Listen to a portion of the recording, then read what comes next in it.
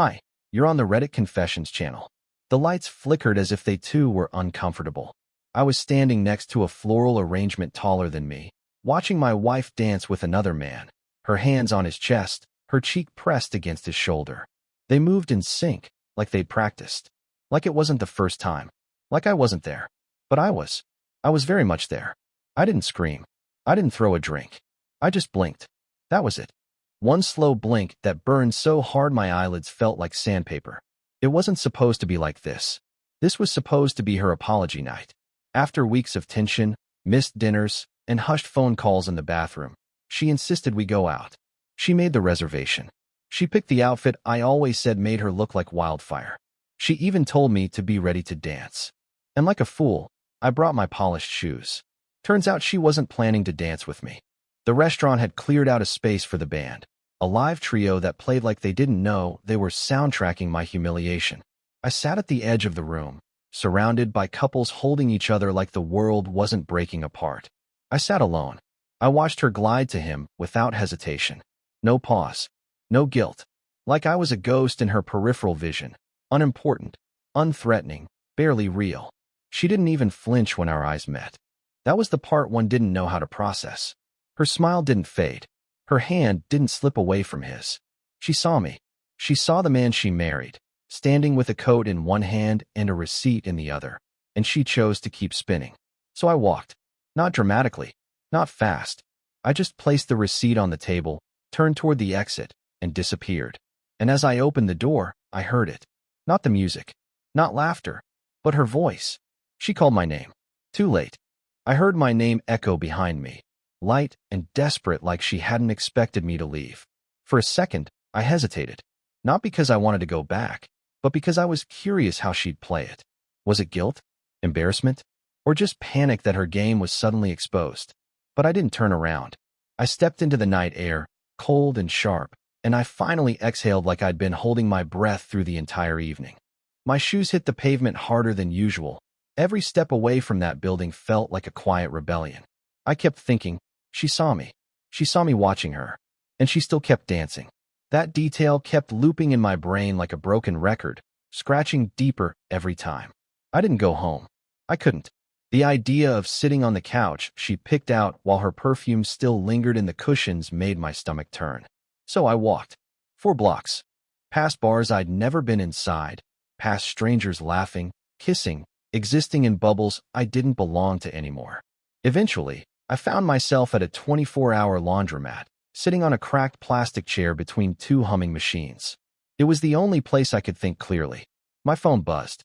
First once, then again, then a third time with the kind of frantic rhythm that only comes from people who realize they've made a mistake but don't want to admit it yet. I stared at the screen. 7 missed calls. All from Ren. I didn't answer.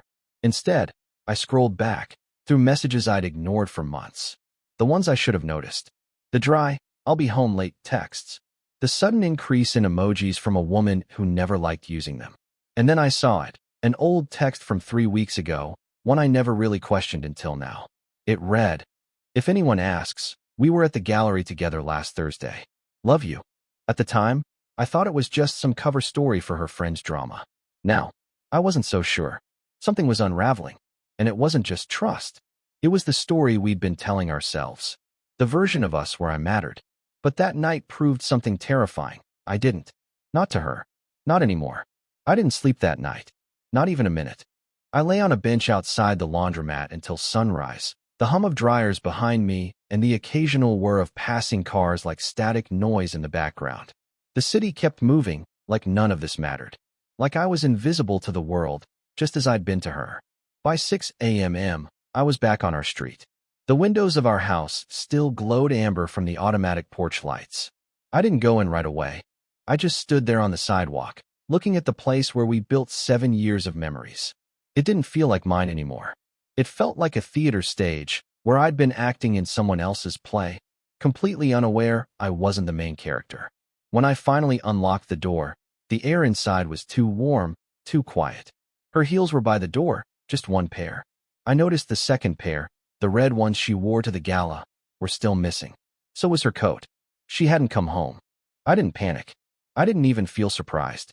I just walked into the kitchen and sat down at the table we'd once argued over how to assemble. I powered on my laptop, clicked open our shared cloud folder, and searched gallery. There it was, 2 photos from that night she claimed we were together. A vague shot of a painting, a blurry photo of someone's shoulder, but no picture of me, no picture of her, no timestamp. It was like she wanted to create an alibi, but forgot I might someday look. That's when I remembered. Rin had a habit. She forgot to delete her trash folder. I opened it, and there they were. A series of deleted photos from that same night. Of her, in a different outfit, in a different location. A rooftop bar. Her arm wrapped around a man I didn't recognize. A champagne glass in one hand, and her head tilted against his shoulder. And in one, her lips were just slightly parted, caught mid-laugh, mid-lie, mid-something I was never invited to witness. I didn't cry. I didn't rage. I just stared. And suddenly, that dance, the one she shared with Jordan at the gala, was no longer the start of her betrayal. It was the continuation.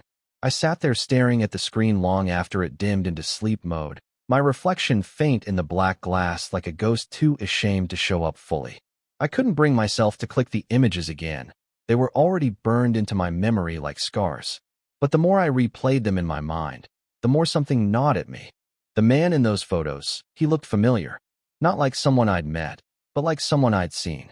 And the more I tried to shake it off, the more my chest tightened with that quiet panic that tells you, you already know the answer.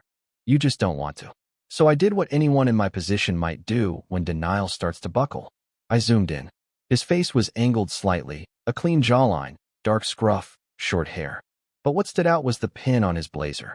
A small gold triangle on a navy background. It clicked immediately. That's the logo for Ren's startup. He wasn't just a stranger. He was from her company. I went to her LinkedIn, scrolling until I found him. Ethan M., Director of Business Partnerships. A man she mentioned once, maybe twice. I remembered now. She said he was a bit much and rolled her eyes in that way she does when she pretends not to be impressed. Except apparently, she was impressed. I Googled him. His profile was curated, polished, the kind of thing men build when they're used to being looked at. And in one video, some panel discussion uploaded to YouTube, I spotted her in the background, laughing at something he said while sitting in the audience. She had gone to his event. She hadn't told me. It's funny how betrayal doesn't always arrive like a crashing wave. Sometimes it seeps in slowly, like a leak you ignore until your whole ceiling caves in. I sat there until my legs went numb. Then I did something stupid. I forwarded the photos to my own phone. Then I texted her. Just 4 words. Who is this man? I watched the screen. The little typing dots came up almost immediately. Then they vanished. And for the next 30 minutes, nothing. The silence was suffocating. Every second that passed without a reply felt like a needle in my ribs, slow and deliberate. I sat there gripping my phone, watching the time crawl across the screen. 1 minute. 5. 12. The dots had flashed once and disappeared. Like she wanted me to know she saw the message, that she almost answered, but then thought better of it. Or maybe she didn't know how to lie quickly enough this time. 36 minutes later, the text finally came. Why are you going through my private photos, Emory? Not who is that man, or let me explain. Not even I'm sorry. Just a cold deflection, like I had invaded her world. Like I had no right to question why my wife was wrapped around someone else. I stared at the message in disbelief. My hands were shaking.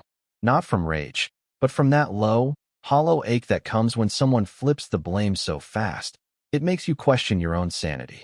I didn't respond right away. I just stared at the blinking cursor in the message box. Then she called. I let it ring. She called again. And again. Finally, on the 4th ring, I answered, more out of exhaustion than anything else. Emory, I'm on my way home, she said quickly, her voice tighter than usual. We need to talk. In person. Don't do anything stupid. I almost laughed. Don't do anything stupid? Like what? Believe in my marriage. Love my wife. Trust her? She arrived 15 minutes later. Same red heels. Same coat from the gala. She looked like someone racing home to put out a fire she'd started days ago. She didn't come inside immediately. She stood at the door, adjusting her expression in the reflection of the glass, like she was preparing for a role. I watched her do it. And when she finally walked in, she didn't sit. She stood in the middle of the room and crossed her arms. It's not what you think, she said. I didn't even bother to answer. She took that as permission. Ethan and I were working on a pitch together. We had too much to drink. That's all. We were just blowing off steam. There was nothing serious happening. My mouth felt dry. Why would you delete the photos then? She blinked. Because I knew how you'd react. And that's when I realized this wasn't guilt. It was damage control. She stood there like the victim, arms crossed, mouth tight, eyes scanning me for any sign of forgiveness she didn't deserve. I stayed quiet, not because I didn't have anything to say, but because I didn't trust my voice not to crack. If I spoke, I'd either cry or scream. Maybe both. And she'd twist either reaction into weakness. That's how she operated, turning vulnerability into ammo. It wasn't an affair, she said again, softer now, like rehearsed compassion might smooth over betrayal. It was a moment. I was drunk. He was there. You've been so distant lately. Honestly, Emory, I felt invisible. Invisible. The word hit like a punch to the ribs. That was my word. That was how I felt watching her dance with another man, smile in his arms like I'd never existed. She stole it and used it like a prop, a tool to shift the narrative. I stared at her, and all I could think was how terrifying it was to live with someone who could lie so easily to your face and still sleep soundly at night. You planned that night, I said finally. You booked the dinner, told me to wear my dancing shoes. And the second we got there, you handed me off to the shadows like luggage. You weren't drunk, Ren. You were finished. You just didn't have the guts to say it out loud. Her face twitched. I wasn't trying to hurt you, she whispered. Then why did you do it where I could see? I asked. That was the moment something shifted. Her mask cracked, not all at once, but in thin little fractures around the edges. Her expression changed from guilt to annoyance. Not fear of losing me, but irritation that I didn't swallow the script she'd written. You always make everything dramatic, she snapped. You've been moping around for months, checking out of this marriage. I gave you every chance to step up. That did it. Because in that moment, she wasn't even denying it anymore. She was justifying it, rewriting our history into something where I was to blame for her lies. I'll sleep in the guest room tonight, she said, and I let her walk away. But as I stood there, I knew this wasn't just about Ethan or one night or some deleted photos. It was about a wife who stopped choosing her husband, and a husband who had finally, painfully, noticed. The next morning, she acted like nothing happened. She made coffee, scrolled her phone, even hummed while putting on mascara, like we hadn't peeled each other open the night before. I watched her from the hallway, out of sight, wondering how a person could compartmentalize so cleanly. I felt like I'd been run over, and she looked like someone heading to brunch. No apology, no conversation, just reset. She left for work at 8:23 a.m. without saying goodbye. I stood in the kitchen, staring at the untouched second mug of coffee she'd poured, mine, I guess, growing cold on the counter like a prop in a bad play. I wasn't sure what I expected. A note? A confession? A suitcase? But there was nothing. Just the soft click of the door closing behind her. I sat down at the dining table and opened my laptop. I didn't even know why. Habit, maybe. Muscle memory from mornings before everything cracked. The first thing that popped up was a calendar reminder. Final pitch review. 9 a.m. Ethan M. My stomach twisted. I hadn't even touched her email, but now that it flashed at me, uninvited, my hand moved before my mind caught up. I clicked.